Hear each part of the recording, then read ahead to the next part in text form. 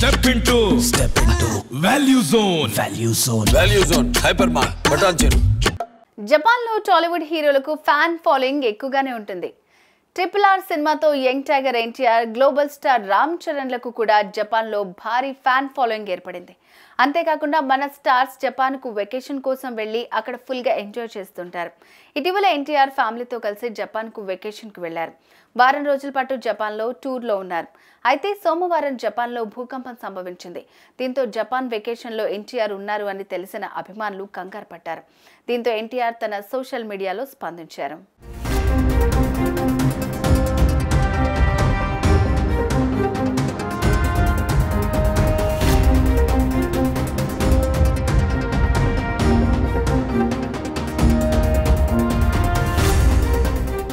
NTR తన ట్విట్టర్లో fans ఎవరు కంగారు పడద్దు, జపాన్ నుంచి ఇవాళ ఇంటికి తిరిగొచ్చాను. జపాన్లో భూకంపం వచ్చిందని తెలిసి తీవ్ర దిగ్భ్రాంతికి గురయ్యాను. నేను వారం రోజులుగా అక్కడే ఉన్నాను. ప్రతి ఒక్కరూ క్షేమంగా ఉండాలని కోరుకుంటున్నాను. కష్ట సమయంలో జపాన్ ప్రజల ధైర్యానికి కృతజ్ఞతలు.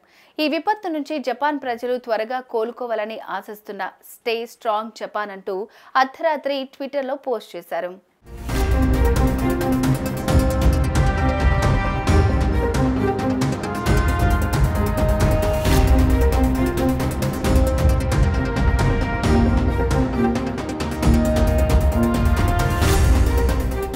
అయితే ప్రస్తుతం NTR చేసిన పోస్ట్ వైరల్ గా మారింది. NTR జపాన్ నుంచి వచ్చేసారని తెలిసి అభిమానులు ఊపిరి పీల్చుకున్నారు. అమ్మయ్యా, జస్ట్ మిస్ అయ్యారు.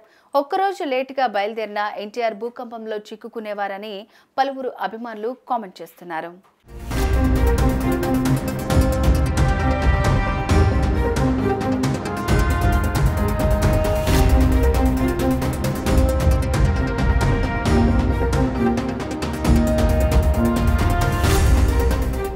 ఇక జపాన్లో భారీ భూకంపం సంభవించింది. భూకంపం తీవ్రత రిక్టర్ స్కేల్ పై 7గా నమోదైంది. భూకంపం జపాన్ని వణికించింది. ఈ భూకంపానికి ప్రాణ నష్టం తక్కువే జరిగినప్పటికీ భారీగా ఆస్తి నష్టం వాటిల్లింది. దీంతో జపాన్లో భూకంపం బారిన పడిన వాళ్లంతా త్వరగా కోలుకోవాలని అందరూ ప్రార్థిస్తున్నారు.